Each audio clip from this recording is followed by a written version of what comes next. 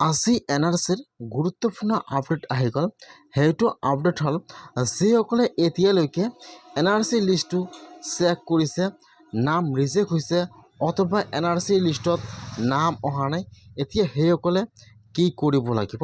আৰু যদি আপোনালোকে এতিয়াও এনআৰচি লিষ্টটো চেক কৰা নাই, কেনেকুৱাকৈ আপোনালোকে এনআৰচি লিষ্টটো চেক কৰিব পাৰিব। আৰু যদি আপোনালোকৰ নামটো ৰিজেক্ট হৈছে, কেনেকুৱাকৈ আপোনালোকৰ নামটো এপ্ৰুভ কৰিব, মই আজি এইটো ভিডিঅ'ত আপোনালোকক সম্পূৰ্ণ প্ৰচেছ ষ্টেপ বাই ষ্টেপ দেখুৱাই দি আছোঁ। আপোনাৰ নামটো যদি ৰিজেক্ট হৈছে, কেনেকুৱাকৈ আপোনালোকৰ নামটো এপ্ৰুভ কৰিব লাগিব, বা আপোনাৰ কি ডকুমেণ্ট থাকিব লাগিব, বা কোনসকলৰ নাম একচেপ্ট হৈছে বা কোনসকলৰ নাম ৰিজেক্ট হৈছে, সম্পূৰ্ণ প্ৰচেছ দেখুৱাই দি আছোঁ। জানিবলৈ হ'লে ভিডিঅ'টো সম্পূৰ্ণকৈ চাই ল'ব, স্কিপ নকৰাকৈ। এতিয়া আপোনালোকে ফাৰ্ষ্ট লিষ্টটো কেনেকৈ চাই লওক। এতিয়া আপোনালোকে ফাৰ্ষ্ট এনআৰচিৰ অফিচিয়েল ৱেবছাইটত আহি যাব। মই কিন্তু আপোনাৰ সুবিধাৰ কাৰণে ৱেবছাইটৰ লিংকটো মই ডিছক্ৰিপশ্যনত দি দিছোঁ। আপোনালোকে ডাইৰেক্ট ক্লিক কৰি ফাৰ্ষ্ট এইটো ৱেবছাইটত আহি যাব। হোৱাৰ পিছত ইয়াত অফিচিয়েল ৱেবছাইটটো অ'পেন হৈ যাব এনেকুৱাকৈ। এইটো ৱেবছাইটত অহাৰ পিছত ইয়াত চাব দিয়া আছে ক্লিক হিয়াৰ। এতিয়া আপোনালোকে ক্লিক হিয়াৰৰ ওপৰত ক্লিক কৰিব। এতিয়া কিন্তু আপোনাৰ ওচৰত আৰু এটা নিউ পেজ অ'পেন হৈ যাব এনেকুৱাকৈ। এতিয়া আপোনালোকে ফাৰ্ষ্ট চাব, ইয়াত দিয়া থাকিব ARN নম্বৰ। ফাৰ্ষ্ট আপোনালোকে ইয়াত আপোনাৰ এনআৰচিৰ ARN নম্বৰটো বহাই দিব। তাৰপিছত তলত যিটো কেপচা দিয়া থাকিব, এতিয়া আপোনালোকে ইয়াত কেপচাটো বহাই দিব। কেপচাটো বহাই দি আপোনালোকে এতিয়া চাৰ্চৰ ওপৰত ক্লিক কৰিব। এতিয়া কিন্তু পেজটো অলপমান লোডিং ল'ব। এতিয়া আপোনালোকে অলপমান ৱেইট কৰিব। এতিয়া কিন্তু আপোনাৰ ওচৰত আপোনাৰ পৰিয়ালৰ যিমান কেইজনৰ নাম আছে ইয়াত এনআৰচিত, ইয়াত সকলো নাম ইয়াত অ'পেন হৈ যাব এনেকুৱাকৈ। এতিয়া আপোনালোকে এনআৰচি লিষ্টটো চেক কৰিব যে আপোনালোকৰ লিষ্টত নামটো আহিছে নে অহা নাই। ফাৰ্ষ্ট ইয়াত আপোনাৰ ডিটেইলছ অ'পেন হৈ যাব এনেকুৱাকৈ। তাৰপিছত আপোনাৰ পৰিয়ালৰ যিমান সদস্যৰ নাম আছে ইয়াত সকলো আহি যাব এনেকুৱাকৈ। ইয়াত আপোনাৰ নাম দি থাকিব, তাৰপিছত আপোনাৰ ইয়াত ফাদাৰ্ছ নেম থাকিব, আপোনাৰ মাদাৰ্ছ নেম থাকিব, আৰু এইফৰত লিখা থাকিব একচেপ্ট।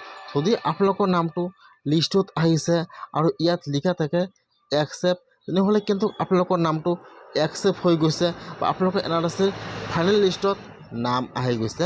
আৰু যিসকলে চাৰ্চ কৰিছে এইফলত লিখা আছে ৰিজেক্টেড, অথবা ইয়াত এনআৰচিৰ লিষ্টটো ওলাই অহা নাই, সেইসকলৰ নাম কিন্তু ৰিজেক্ট হৈ গৈছে। অসমত প্ৰায় কিন্তু 19 লাখ মানুহৰ নাম ৰিজেক্ট হৈ আছে এনআৰচিত।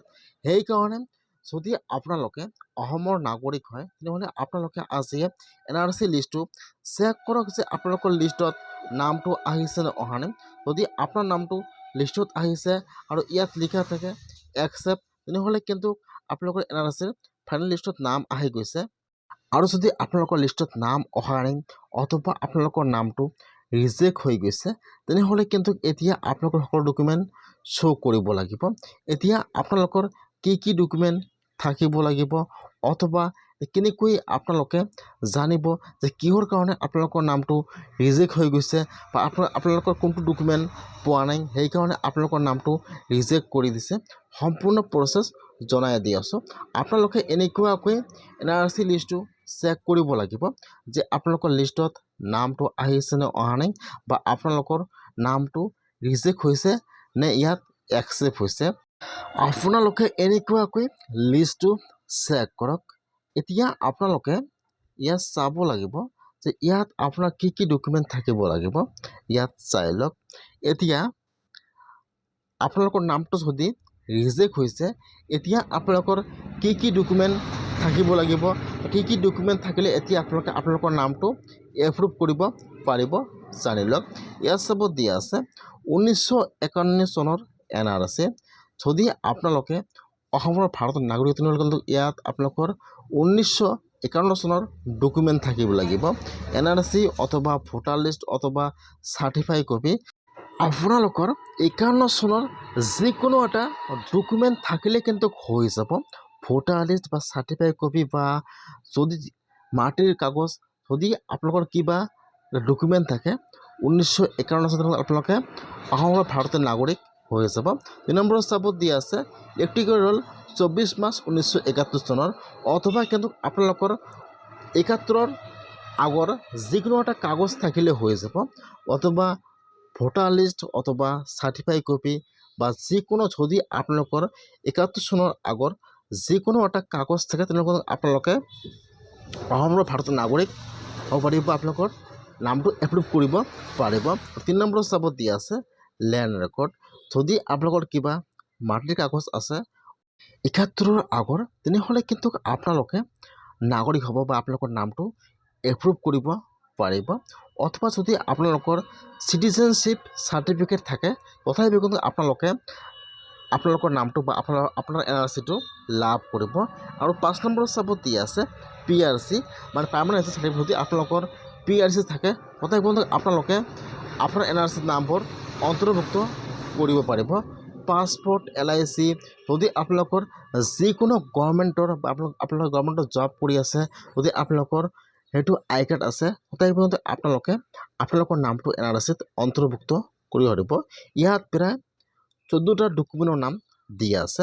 এতিয়া যিসকলৰ NRC লিষ্টত নাম অহা নাই অথবা নাম ৰিজেক্ট হৈ গৈছে তেনেহ'লে কিন্তু আপোনালোকে নামবোৰ এতিয়া অন্তৰ্ভুক্ত কৰিব পাৰিব। বা যদি আপোনালোকৰ এইবোৰ ডকুমেণ্ট থাকে তেনেহ'লে কিন্তু আপোনালোকৰ নামটো এপ্ৰুভ কৰিব পাৰিব। যদি আপোনালোকৰ NRCত বা NRC লিষ্টত আপোনাৰ পৰিয়ালৰ নাম অহাই নাই তেনেহ'লে কিন্তু আপোনালোকে আপোনাৰ নামটো এপ্ৰুভ কৰিব বা আপোনাৰ পৰিয়ালৰ নামবোৰ এপ্ৰুভ কৰিব নোৱাৰিব। যদি আপোনাৰ পৰিয়ালৰ কিবা এটা নাম আহি গৈছে বা আপোনাৰ পৰিয়ালৰ যিকোনো এজনৰ নাম অহা নাই তেনেহ'লে কিন্তু আপোনালোকে সেইবোৰ ডকুমেণ্ট দেখুৱালে সেইটো নাম এপ্ৰুভ কৰিব পাৰিব।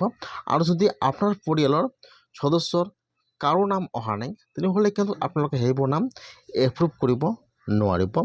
এতিয়া বৰ্তমান যিবিলাক ঠাইত উচ্ছেদ কৰিলে বা যিবিলাক পৰিয়ালৰ ঘৰ বাৰী ভাঙি দিয়া হ'ল এতিয়া কিন্তু সেইসকলৰ বহুতো ডকুমেণ্ট দেখুৱাব লাগিব বা সেইসকলৰ নাম যদি ৰিজেক্ট হৈ আছে অথবা যদি লিষ্টত নাম অহা নাই এতিয়া কিন্তু সেইবোৰ নাম আৰু এতিয়া এপ্ৰুভ কৰিব নোৱাৰিব।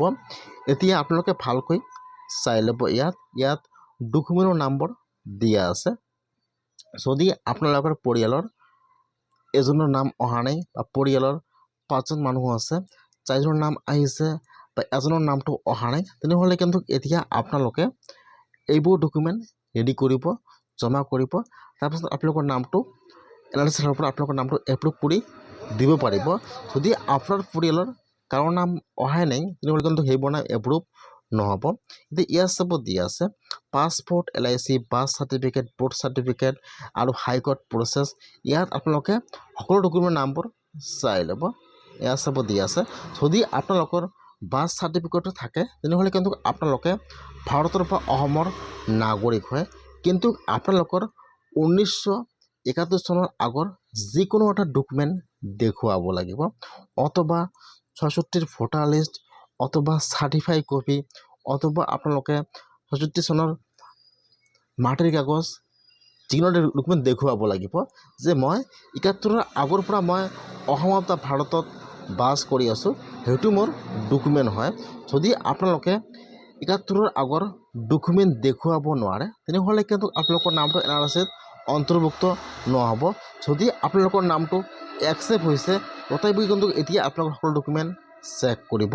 যদি আপোনালোকৰ ডকুমেণ্টটো মেচ নহয় বা 71ৰ আগৰ নহয় তেনেহ'লে যদি আপোনালোকৰ নামটো একচেপ্ট হৈছে তথাপিও কিন্তু আপোনালোকৰ নামটো ৰিজেক্ট কৰি দি দিব উচ্চ ন্যায়ালয়ৰ পৰা। আজি NRCৰ গুৰুত্বপূৰ্ণ আপডেট আহি গ'ল। সেইটো আপডেট হ'ল এতিয়া কিন্তু যদি আপোনালোকৰ নামটো একচেপ্ট হৈছে তথাপিও কিন্তু আপোনালোকৰ নামটো ৰিজেক্ট হৈ যাব পাৰে।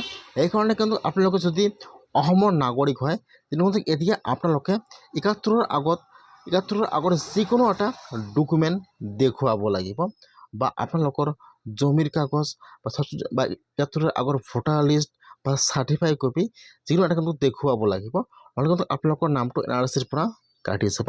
প্ৰায় কিন্তু 19 লাখ মানুহৰ নাম NRCত অন্তৰ্ভুক্ত হোৱা নাই। এতিয়া কিন্তু অসমত এই 19 লাখ মানুহৰ ভিতৰত এতিয়া কিন্তু NRCৰ কাম আৰম্ভ হৈ যাব।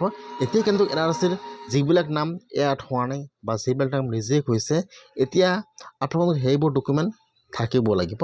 যদি আপোনালোকৰ নামটো ৰিজেক্ট হৈছে তেনেহ'লে আপোনাৰ ডকুমেণ্ট সকলো ৰেডি কৰি ৰাখি দিয়ক। আপোনাৰ ঘৰে ঘৰে যাই কিন্তু ভেৰিফাই কৰিব। যদি ডকুমেণ্ট মেচ নহয় তেনেহ'লে আপোনালোকক ভোটাৰ বনাই দিয়া হ'ব। সেইকাৰণে আপোনালোকে আজি NRC লিষ্টটো চেক কৰক, লিষ্টত নামটো আহিছে নে অহা নাই।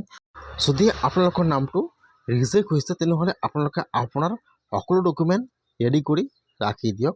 71 চনৰ আগৰ ভোটাৰ লিষ্ট বা চাৰ্টিফাইড কপি বা মাটিৰ কাগজ